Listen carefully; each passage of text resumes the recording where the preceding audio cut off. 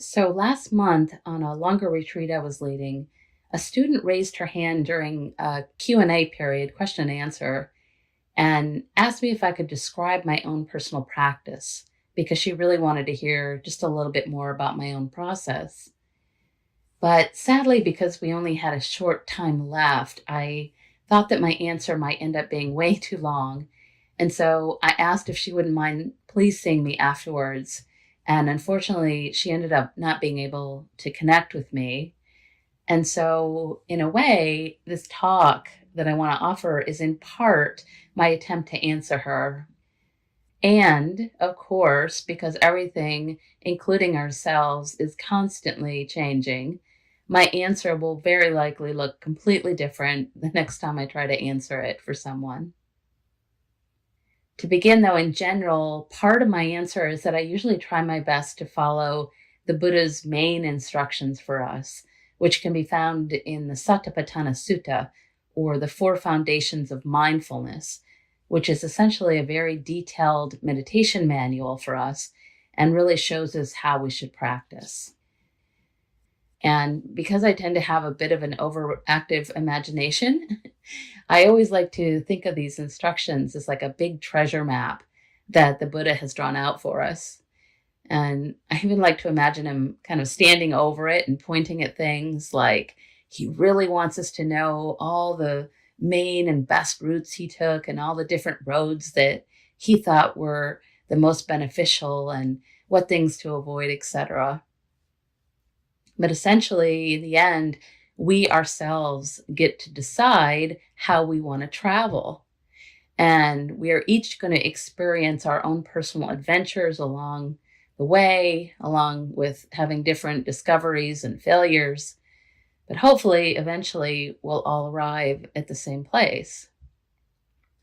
And in any case, if I were asked to describe how I most like to travel, I would have to say that I never, ever, ever do it alone. I always very deliberately take Mother Earth with me.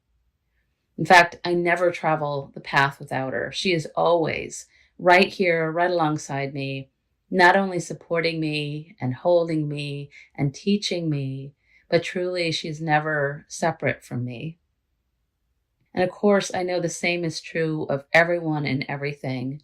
She is what connects all of us, and all of us belong to her. For those of you who have sat with me in the past, you might recognize that whenever I guide us into a more basic Vipassana or insight meditation, I almost always begin by asking you to sense into your innate connection with the earth and to feel held and supported and even loved by the earth, always. I usually also invite you to imagine maybe that your feet have roots that go all the way down into the center of the earth, connecting you to all things.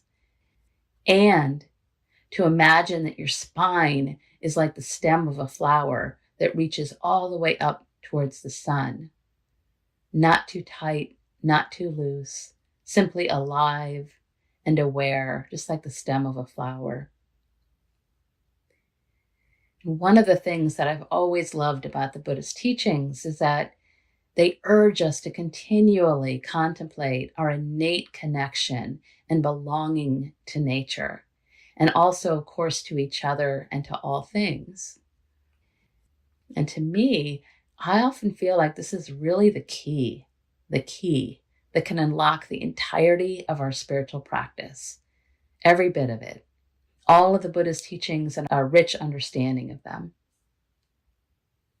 I also truly believe that this is exactly what can save us along with our precious planet, because again, we're not separate from the earth or from one another.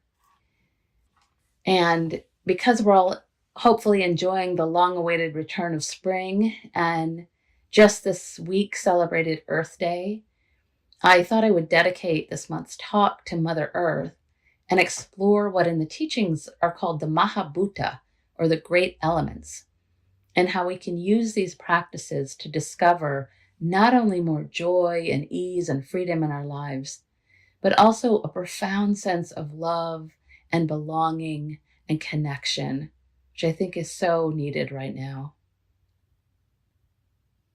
Many of you may know that I was first introduced to the teachings more than 30 years ago now when I was studying writing and poetics at Naropa University in Boulder, Colorado, which is also where I ended up writing my master's thesis on the work and writing of Annie Dillard, whose writing focuses on the spiritual element of nature. So during that time, what was happening for me is that while Annie Dillard's writing was really touching my heart in a way that felt expansive and liberating and honestly even magical, the Buddhist teachings were showing me how to very consciously and practically practice diving even deeper into that spiritual aspect of nature.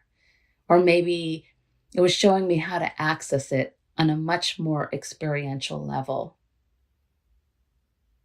The great master Ajahn Chah, who is the teacher of my teachers, once famously told us this. He said, "If one sees nature, one sees Dharma. If one sees Dharma, one sees nature. Seeing nature, one knows Dharma." And so because I tend to lean in this particular spiritual direction, the practices on the elements, again, Mahabhuta, have always felt like an incredibly powerful way in for me. Mostly because of the way they can so naturally help us to loosen and ease our sense of loneliness, or maybe our feelings of being disconnected, or maybe even unworthy, which, as the Buddha tells us, is the source of our deepest pain and wounding, our sense of being separate. It's also the source of all our suffering and argument and war, the sense of a separate self, which is essentially what our practice is aiming to dissolve or maybe disillusion ourselves from. And while we can find the practices on the elements throughout the teachings, they can be found very specifically in the Satipatthana Sutta, which is, again, basically our main instructions for practice. And in this instructional sutta, there are 4 of what are called the Foundations of Mindfulness, or the 4 Satipatthanas. And these are 4 main categories that we are asked to contemplate. And to very briefly summarize, these include body, feelings, mind, and dharmas. And you might notice of all 4 of these foundations, they all arise from the very first of them, which is mindfulness of body. Because, of course, this is where we live. This body is home. It's where we experience the entirety of our life through this spiritual vehicle and through all of our amazing senses, which also, by the way, includes the mind, which is often considered the 6th sense. So in this sutta, the Satipatthana, the Buddha tells us this. He says, there is one thing that when cultivated and regularly practiced leads to a deep spiritual intention, to peace, to mindfulness, and to clear comprehension, to vision and knowledge, to a happy life here and now, and to the accumulation of wisdom and awakening. And what is that one thing? It is mindfulness centered on the body. Mindfulness centered on the body.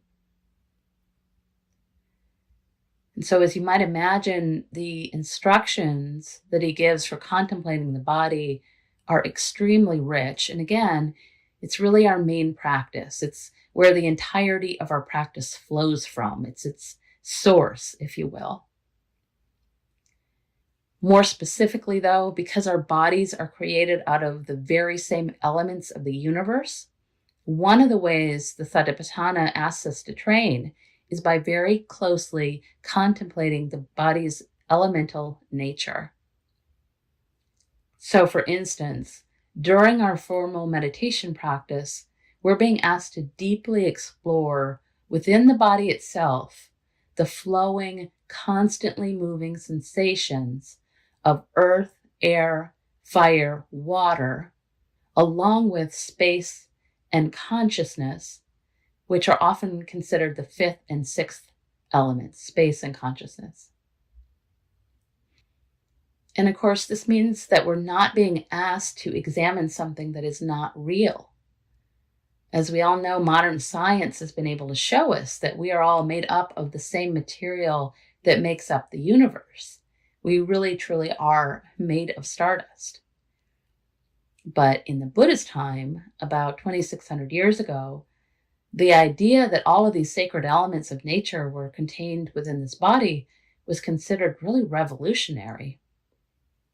At the time, actually, much of the spiritual practices in India were actually aimed at transcending the body, or denying the body, or even punishing the body.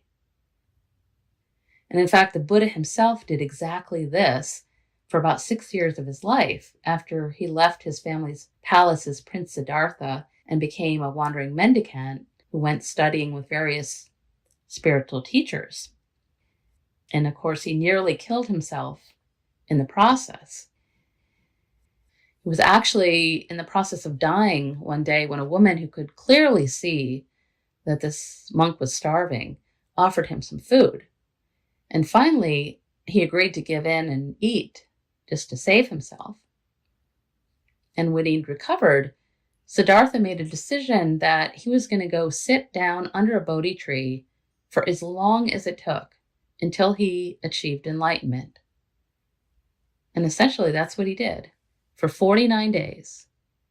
And throughout that whole time, he was constantly being attacked by the demon god Mara, who was, of course, not an actual flesh and blood demon, but a representation of all of Siddhartha's fears and lust, envy, greed, hatred, shame, even a sense of unworthiness. And I find it really helpful to remember that in the Pali language, the word Mara actually means delusion. Delusion. And if we're really honest with ourselves, we might admit that we all battle with these kinds of personal demons or delusions. Maybe even as the Buddha himself experienced on a kind of daily basis. And for him, as it is likely for many of us, the most intractable delusion of all, the strongest obstacle to his enlightenment, is what Mara finally decided to throw at him on the 49th day, which was the delusion of doubt. Doubt. And here you might even imagine that you are Siddhartha and that you're sitting all alone under this big tree, and this huge, fierce demon is towering above you with all his massive army surrounding you and continually, over and over, trying to shame and diminish you. You might even imagine this demon saying things to you like, "Who do you think you are?" Or, "Look at you. There you are, you're all alone. You don't belong. You don't know what you're doing. You are not worthy of enlightenment," etc., etc. You might even imagine this going on for days and days without end, until finally Mara decides to show you how powerful he is and how much better he is than you by declaring that only he, Mara, is worthy of enlightenment, and by demanding that all of his armies affirm this claim, and then hearing them all roar in unison all around you, "We are his witness. He is the only one worthy of enlightenment." You might just take a moment to imagine even how that must have felt, right? To be surrounded by thousands of soldiers, all of them backing and supporting this terrifying leader who is shouting at you and asking you essentially, "Who do you think you are? Who is your witness?" And it was at this pivotal moment when Mara was demanding an answer from Siddhartha that he did something so simple and yet so profound. He reached down with his right hand and he touched the earth. That was it. That was it. So simple. And when he did this, the earth shook and with a shattering roar responded, "I am his witness. I am his witness." And according to the story, Mara and his armies, which were, again, simply delusions, they vanished into the air, flowers rained down, and Siddhartha became the Buddha, the awakened one. And I really do think this might be my very favorite story from the entire Pali Canon, mostly because it is considered the quintessential moment of the Buddha's enlightenment, when he finally realized that he was just innately part of the earth. He innately belonged, and that he did not have to do anything to prove it.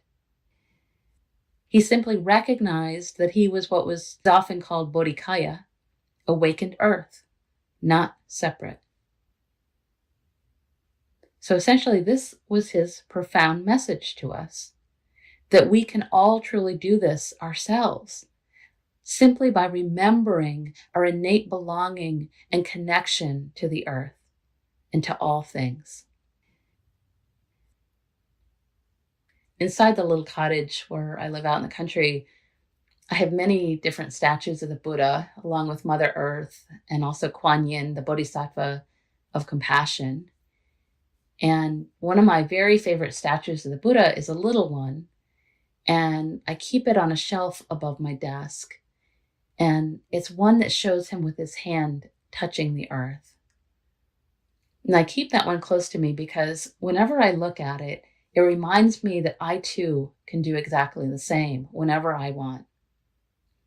So for instance, whenever I'm experiencing the hindrance of doubt, or when I'm feeling lonely, or maybe even somehow unworthy or envious, or when I'm being attacked by one of my many different demons, it reminds me that no matter how long I've had these feelings of doubt, unworthiness, etc., I too can reach out and touch the earth again at any moment. And by the way, because everything is made up of the same materials of the universe, sometimes my practice is simply to reach out and touch anything, actually, like a cup or a book or a curtain, whatever it is, just to remind myself of this teaching. Which means that sometimes my hands themselves simply serve as a reminder. Other times, that little statue of the Buddha helps to remind me that, again, I innately belong and I don't need to do anything to claim that belonging. I don't need to prove my worth to anyone. I simply need to reach out and touch the earth and remember. It also reminds me to sense into my own body and recall again that I am actually made of earth. I am awakened earth, Bodhikaya, all of which helps me to feel held and supported and loved. It also reminds me that everything, including my own doubts and worries and negative beliefs, etc., are often just delusions like Mara himself. And that those beliefs and even the situations I find myself in are also all impermanent, just like the weather, just like nature itself. And so I don't need to take these things on as permanent or as a self or as an identity. I can simply allow myself to be just like those elements, which are, like everything else, also constantly changing. So essentially, when the Buddha touched the earth, what he was telling us was this, that the way out of our suffering and out of our sense of feeling separate is by using our practice to really get to know this body very intimately and to awaken to it in order to truly understand that we are each worthy and that we all belong. And the main way that we're being asked to understand this is by very experientially getting to know the truth of what are often called the 3 characteristics of life. This includes understanding that everything in this life, everything is constantly changing and also impermanent, which in Pali is called anicca. And by the way, this includes our self. We're also constantly changing, which is called anatta. And that trying to cling on to anything that is impermanent is what causes us to suffer. In the Pali language, this is called dukkha, suffering. So anicca, anatta, and dukkha, those three.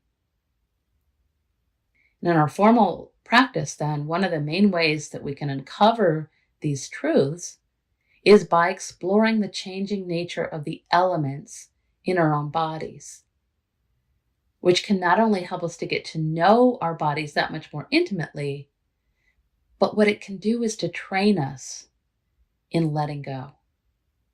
That's what it's training us to do. And so truly, our practice of the elements can really be one of the main pathways that we can choose to take to discover enlightenment itself. And to get more specific here, the way we do this is by investigating or even imagining within our own bodies all the sensations of earth, water, fire, air, and again, space and consciousness.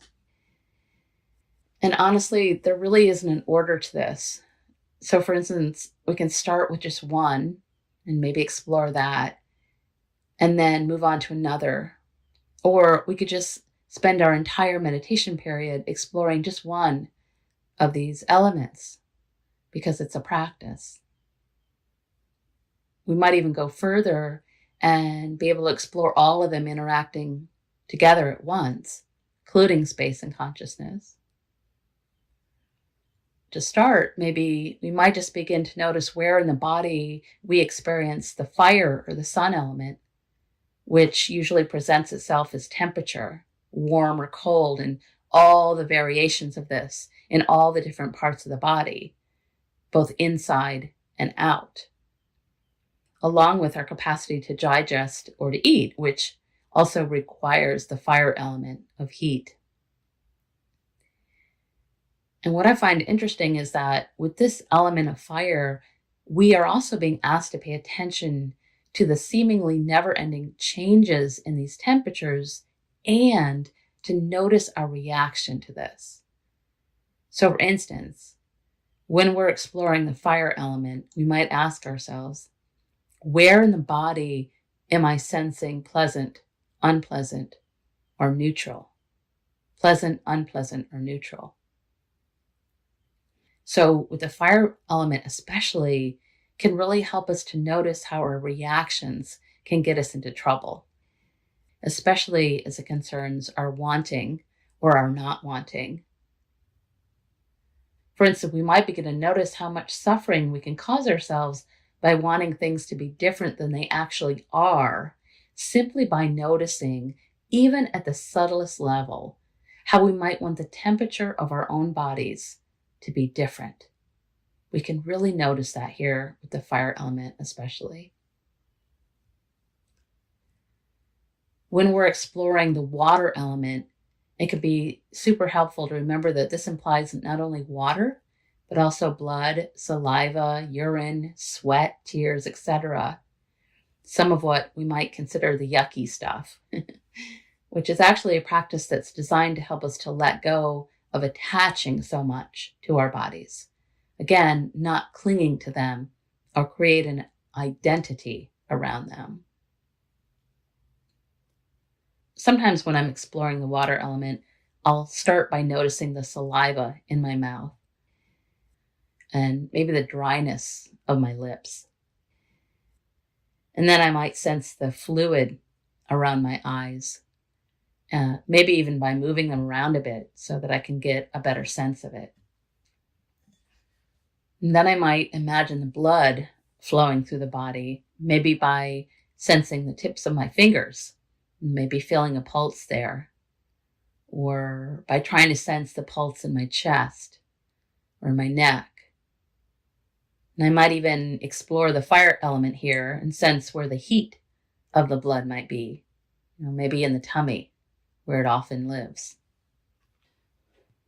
And then I might sense into the fluidity of the entire body and get in touch with the ocean-like quality of that, remembering that we are all about 60% water.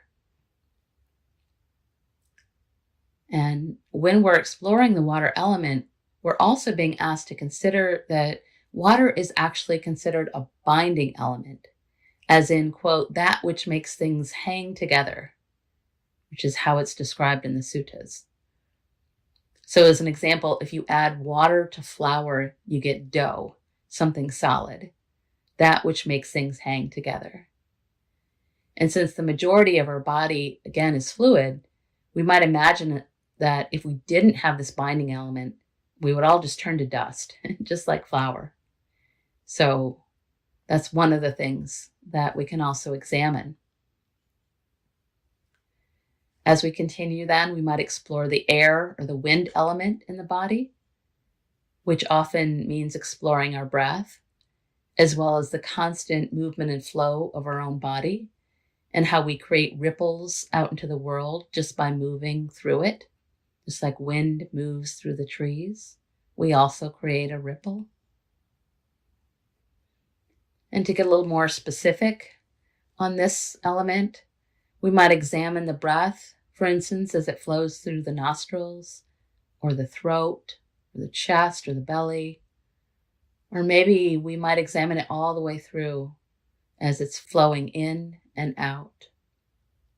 Watch that whole flow. Or we might examine the sensation of the whole body as it expands and contracts. Or we might even examine the pauses between the inhale and the exhale, etc.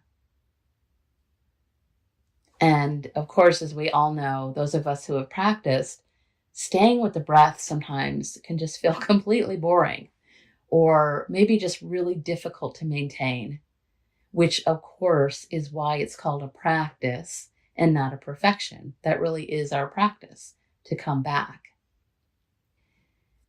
And what helps me with this sometimes is to remember the different stories I've heard about monks throughout the world who are often asked by their masters every single day of the year to tell them how the breath felt different during their meditation practice that day. Every single day. And by the way, their answer can never be the same. So they have to examine the breath that closely. And of course, volumes and volumes have been written about how we can examine the breath. And so it's really our job to be like those monks, to maybe even imagine things like maybe the breath entering through our ears or through the tops of our heads, or maybe the breath bathing or washing over the heart or throughout all the different organs of our bodies, etc. What's important here is that we just keep exploring and observing and then doing that again. Just keep looking.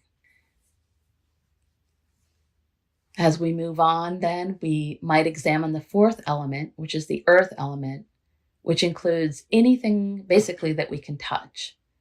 So this might include things like our skin, flesh, bones, hair, even the ground or water. Basically anything that has weight to it, anything that can be felt. If we're feeling ambitious, we might even connect to the utter vastness of the globe and imagine how big and deep that is and how solid, and see if we can sense into our connection and our belonging to the globe itself. I find it really helpful also to explore the sensations of soft or hard in the body, because the earth, of course, contains all of these sensations, all of the sensations of touch, including pleasant and unpleasant, pain and pleasure. We look at all of it. When I was studying the Satipatthana Sutta with Bhikkhu Analayo, who is considered the preeminent scholar on the sutta, he led us in a meditation on the elements, and he used a description of the earth element just exactly as it's written in the sutta, which describes it as hard. And for some reason, this just did not resonate with me because my own experience of the earth is also soft. And somehow I had a sneaky suspicion that maybe a bit of the patriarchy had crept into the sutta, as it seems to creep into most all of the different religions. And I really felt a strong need for the earth to also be soft. And so for whatever reason, I was a bit stuck on this. And during a smaller group session, I finally mustered up the courage to ask Bikyo Onagyo about this. And when I did, he just smiled and told me that if the earth felt soft to me, then that was what was true. And when he said that, I immediately remembered that our entire practice is about exploring our direct experience, and that we ourselves get to decide for ourselves what is true. In fact, one of the main reasons I was so drawn to the Buddhist teachings in the first place is because of its emphasis on direct experience. And I think also because the Buddha himself told us not to believe a single word he said. He said, don't believe a single word I say. Instead, he urged us to simply study the map that he created and to start walking on it and to experience the truth of it for ourselves or not. Or not. It's really up to us. No one else can do this for us. And so basically, the idea is that no one gets to tell us what the water, fire, air, earth, space, or consciousness elements feel like. We're simply being asked to explore them in our own bodies and minds in order to discover the truth. And by the way, this also absolutely includes pain. No one can tell us what our direct experience of pain feels like, whether this is physical or emotional. Again, we ourselves get to decide this for ourselves. So important. And so, as we continue to explore the elements, we might also consider exploring the fifth element, the space element, which is where things start to get a little deeper or trickier maybe, and that what we're exploring is space both inside and out. So when we're exploring space inside the body, what we're investigating is the sense of space that is interior to the sensations, the space that the sensations arise out of. For instance, we might imagine and sense an atom and how much space is inside the atom, the space that the atoms and the neurons move around in. And so when we're practicing this way, for instance, we might imagine the space between the eyes, or maybe the space behind the eyes. Or we might imagine the space inside the tongue. Again, the space that is interior to the sensations, that the sensations arise out of. And we work our way through the body in this way with our awareness. And then we might even start to imagine that our whole body maybe is filled with space. And then we might start to sense the space outside of the body as well. For instance, sensing the space below us, above us, and all around us.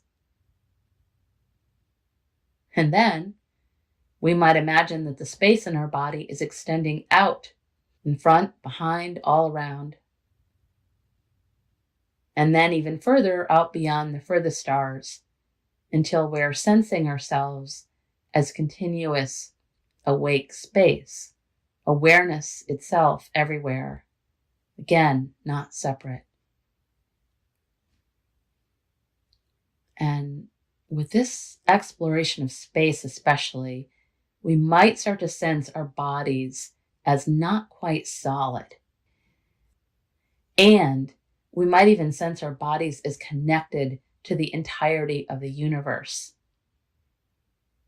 And of course, we can explore how this is also true for each one of the elements.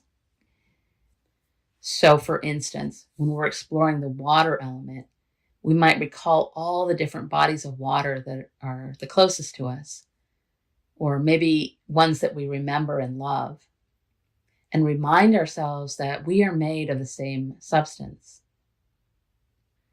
And then we might extend this exploration out even further and sense ourselves as part of all the great oceans all over the world.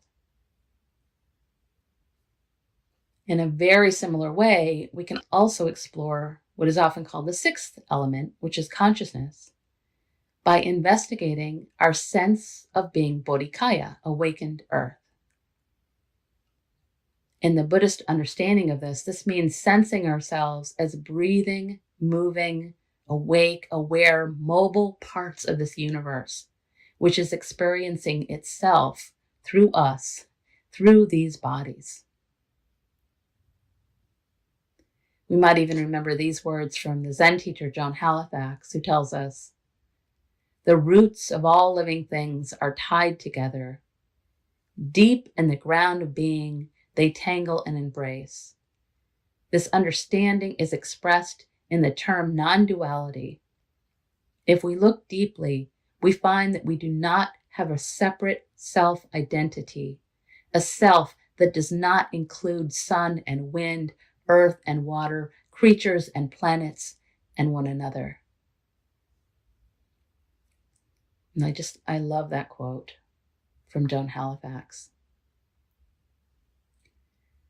And finally, before I'd like to offer you a brief meditation on the elements, I thought I would end by saying that I really hope that I answered my students' question in part, at least by sharing one of my very favorite pathways in, which I truly believe can lead us directly to that treasure that we're all seeking, which is freedom.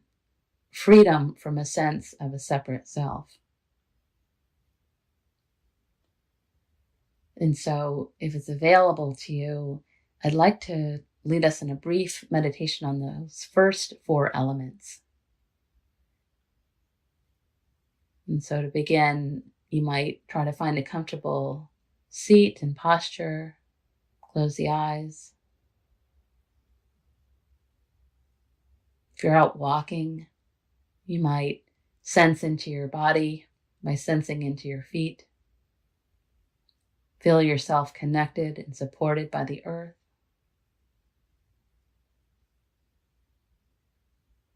And if you're seated, you might sense your sit bones, and again, your connection to the earth, allowing yourself to feel held, supported. And as you continue to do this, you might allow the body to start relaxing just a little more, trusting in that support of the earth, really allowing the earth to hold you so that your muscles can relax just a little more. You might allow the shoulders to drop down, let go.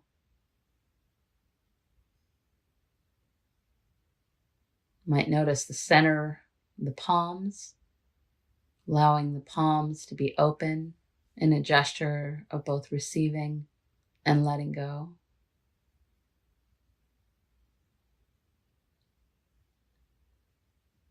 You might even notice all the little muscles of the face. Allow yourself to soften here as well. Maybe allowing the forehead to be smooth, eyes soft, relaxing all the little muscles of the face. Maybe allowing the teeth to be slightly parted so the jaw can relax. Aware of the breath.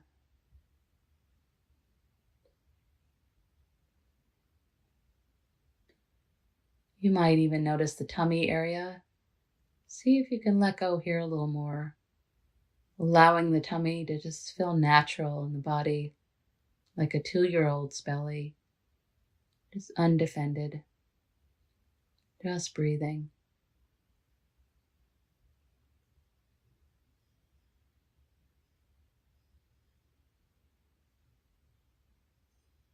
And as you're ready, you might start to explore the air element in the body.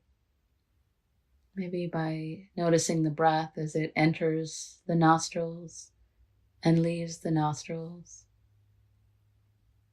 Inhale and exhale, aware of the air element in the body or the wind element.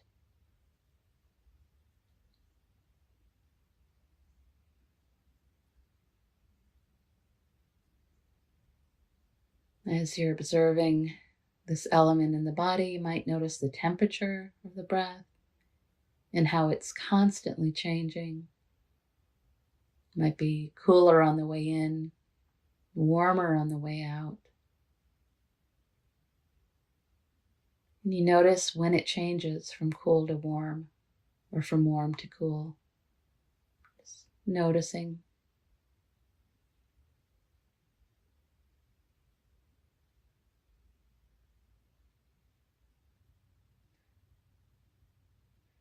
You might also notice that the body can simply breathe all on its own without any effort from you. And you can simply use your awareness to observe this. And if there's still some control, no worries at all. Just continue noticing the air element in the body.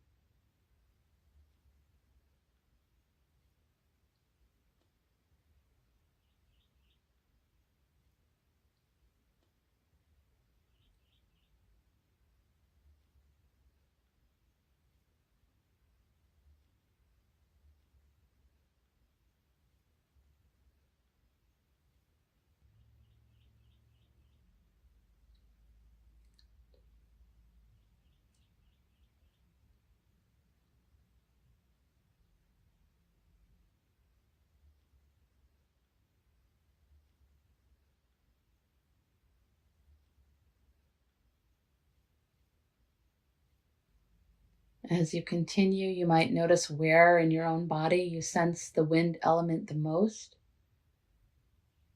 So it could be the nostrils, throat, chest, belly.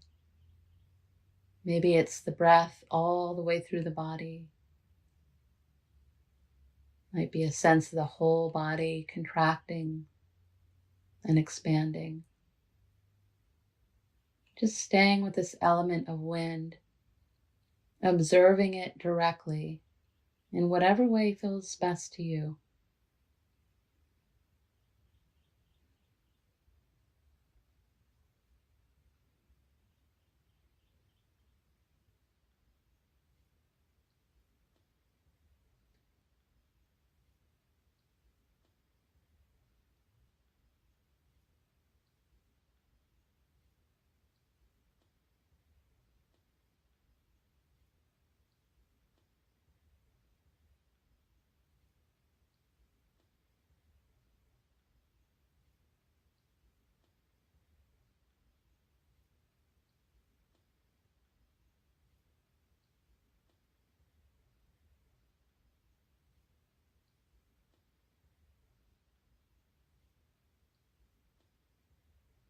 As you continue now, you might begin to explore the element of fire in the body, which can show up as temperature in all different parts of the body, both inside and out. So you might begin by noticing the skin and maybe noticing the parts that are covered and the parts that are not, and noticing the differences in temperature.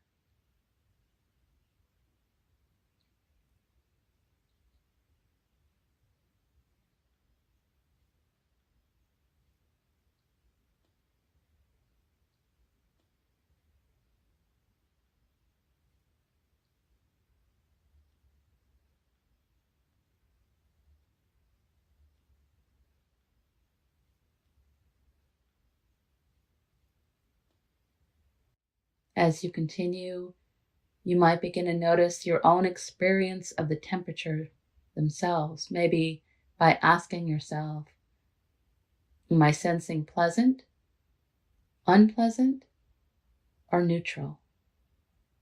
Pleasant, unpleasant, or neutral with any of these temperatures in the body.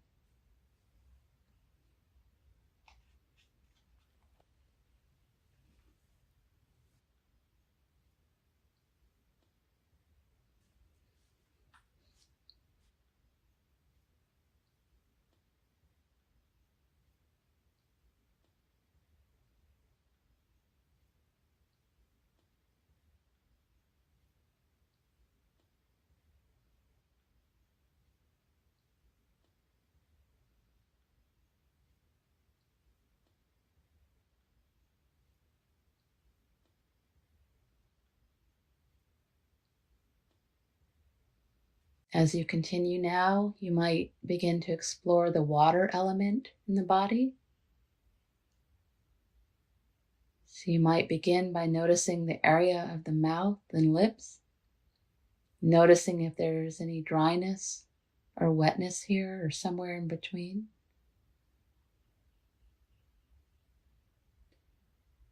You might notice the eyes. See if you can sense the water element around the eyes.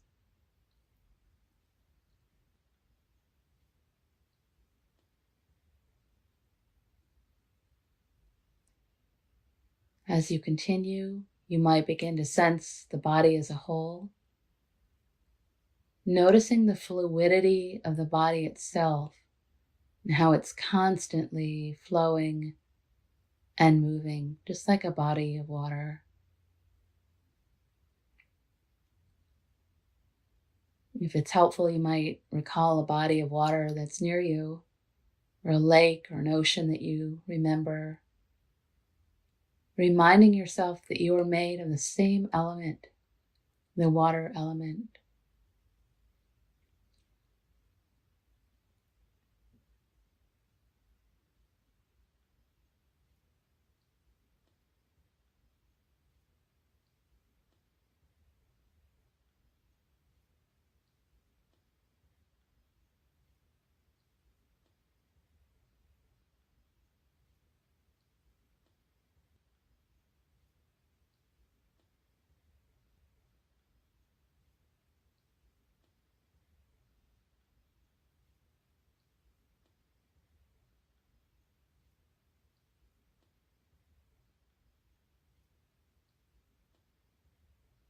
As you continue now, you might see if you can connect with the element of earth in the body,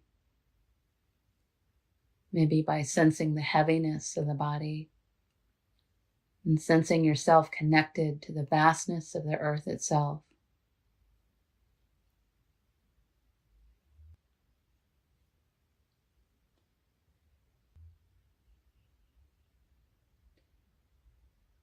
You might imagine your skeleton, maybe your skull, all the different bones, sensing the heaviness and weightiness of this within the body.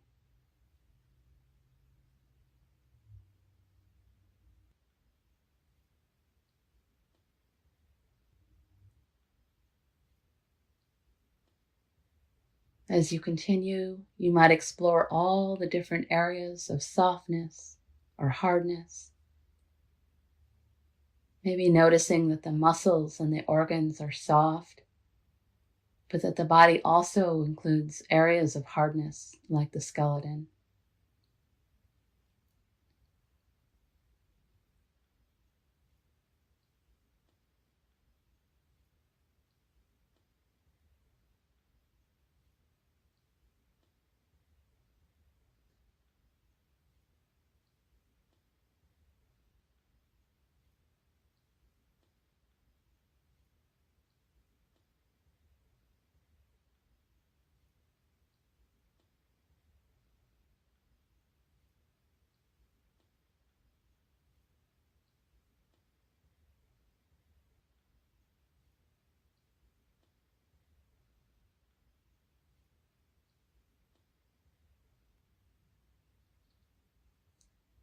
Finally, in the last minutes, you might connect to one of these elements that felt the most natural for you, or maybe all four of them. And really imagine or notice how you yourself are awakened earth, Bodhikaya,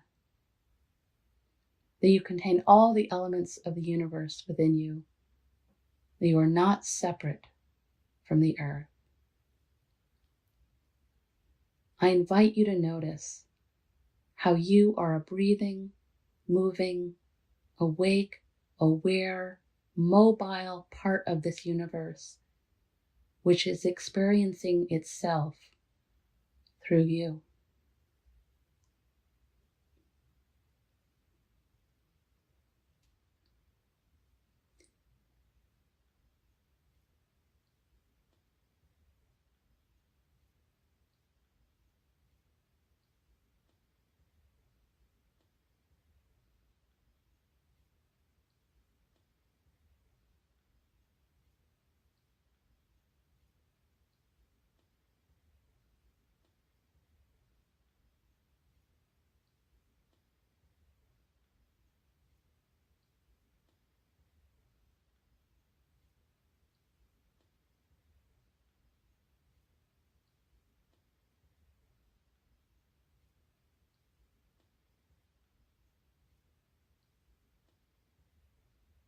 And finally, with the eyes still closed, I'd like to invite you to listen to these words from the late, great Mary Oliver, who tells us, "You do not have to be good.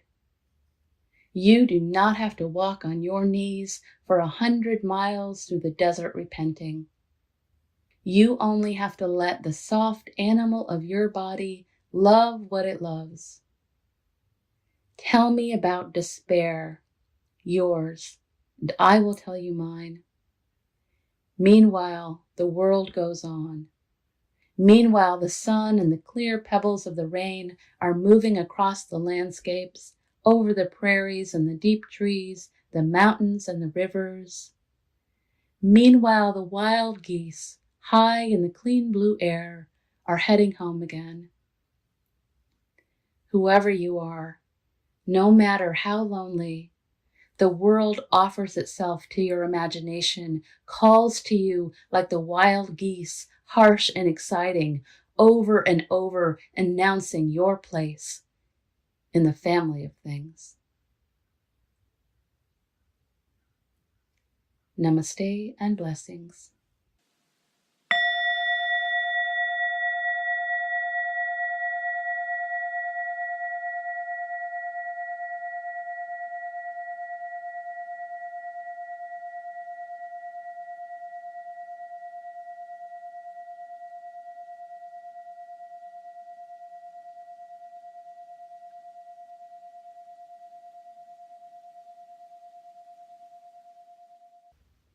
I hope you enjoyed this talk. These talks are always offered freely so that no one is ever denied access to these teachings, and your support really makes a difference. Dana is an ancient Pali word meaning spontaneous generosity of heart. If you feel inspired to offer dana, you can do so by visiting my website at www.mindfulvalley.com. Thank you